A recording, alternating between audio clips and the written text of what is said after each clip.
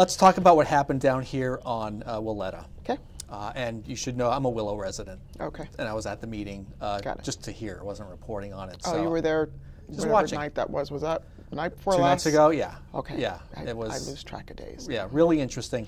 A few things. Let's talk about this man, the suspect. Arrested 36 times in a year? No. Well, 36 times during the contact or during his release, post-release from the prison system. So he served 2 years and 9 months in prison.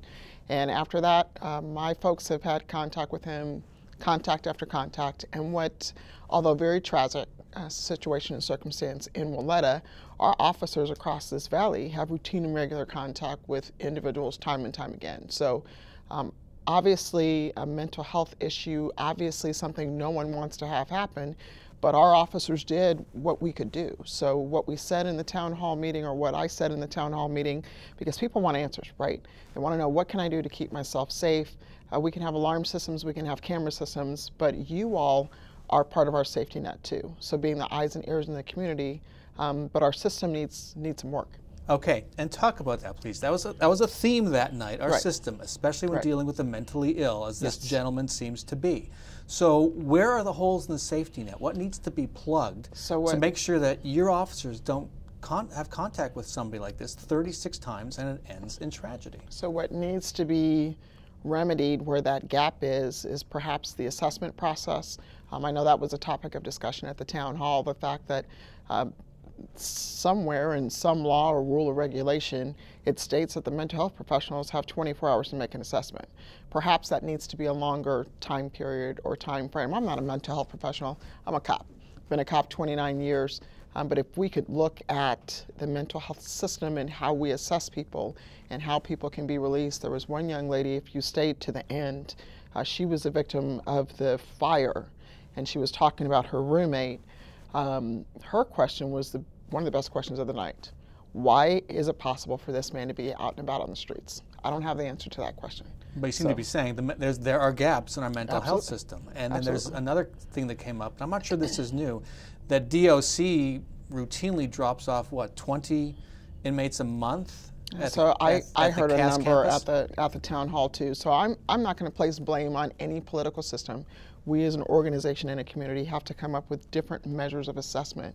We as a community have to come up with different ways to create safety in our community and to really hone in on this mental health issue. But I'm not asking you to place blame, but is that one of the gaps you're talking about? If DOC is dropping off inmates who have mental health problems, they might be on medication and at that time. So actually when DOC drops them off at that campus, well, so where's DOC going to take them?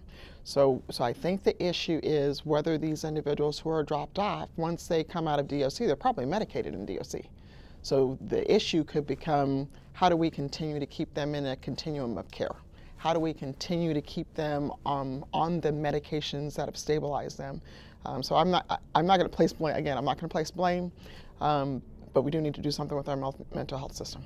One of the things, as a homeowner in this area, that surprised me and others I spoke to, your advice was get a Ring doorbell with a camera in it. So get some type of system that has a camera. And get an alarm system. I did. And that's like, holy cow, really? Is that what it takes to live down here and protect myself? So I don't say that to people who only live in your neighborhood. I say that to community members around. So those of us who are born and raised in the Phoenix community, we have this idea that this is a small town, because it's still a small town feel.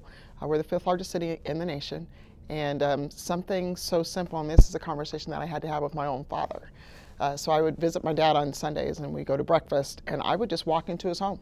This was, two months ago, and I'm like, Daddy, you can't have your door open.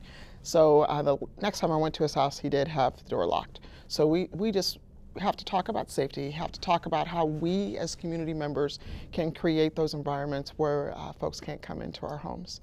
And I don't just say it for the Willow neighborhood, I do say alarm systems, I do say cameras for other folks in our community. Some might take that as a sign that our police department is saying, we can protect you well enough. We need this extra measure of security. What's your response? Those are your words, not my words. So what it means is we need you to help us help police the community. What we need is our community members to be just as much of the advocates in public safety as we are those of us in public service. So I don't take it that way. Anywhere I go in this community, and we've been to hundreds of community meetings, the message is exactly the same. We need your eyes, we need your ears, and we need your involvement. How well staffed is this department? Is it where you want it to be, the numbers? So the city manager's office, city council has given us everything that we need to hire. Every law enforcement agency you talk to in this valley will tell you we're all having challenges with hiring. So do I want more officers? Absolutely. Do I go over and ask city council, and do they provide the opportunity to have the number of officers that we need to do the job? Absolutely. So we're really working hard to get to that 3125 number. Okay, let's talk about the police shooting numbers. So 13 in Phoenix year to date. There were 21 in all of 2017. Yes. As simply as you can, tell us what on earth is going on. So that's a great question. And it's a question that we're actually going to work with Arizona State University on trying to answer. So we've had 14 officer-involved shootings this year alone. Every single one, the individual that we came in contact with was actively being aggressive towards our officers. They either had guns or knives. So in every situation, the officers arrived sometimes very quickly and had to actively engage people who were shooting at, who were coming at them with knives, who were pointing guns at our officers. I think my question is, or the research question I really want ASU to look at, is why are people being so aggressive towards law enforcement? So if they're aggressive to us, we're in uniform, all the shootings had people in uniform or in some type of uniform. If they're that aggressive to me, think of how they would be to you. How new, you've been a cop 25 years, how new is 29. this? Oh, 29. Congratulations. Give me my extra 4. Okay. How new is this defiance? It's shocking to me as a law enforcement professional. So I would say this year, every time we go on these scenes, it's like, holy smokes, really? Are you serious? And what we don't realize when we have officer-involved shootings is a couple of things. So thing number one, no officer wants to have to engage and have to shoot and fire his or her weapon. So in spite of what some people may think, that is not what we signed up for. But at the same time, some look at this and say, cops are trigger happy. People have guns and weapons and knives, and they're using them against people who are sworn to protect. So cops aren't trigger happy. We have community members who are making conscious choices and conscious decisions to actively engage my officers. Is it drugs, mental illness? What's going on? I think it could be a combination of a lot of things. And so that's why I'm interested in seeing what ASU research can give us later on.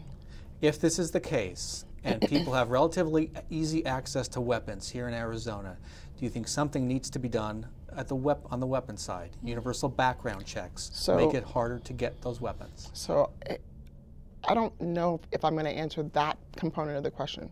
What I want is for our community to recognize that law enforcement is here to protect and serve, and that when we come into a scenario and situation, we don't want to have to use our weapons. However, if faced with that challenge, my officers are going to engage because we're going to be here to keep the community safe. But are tougher background checks and other measures a way to protect our officers? So our background checks are a way to protect the officers.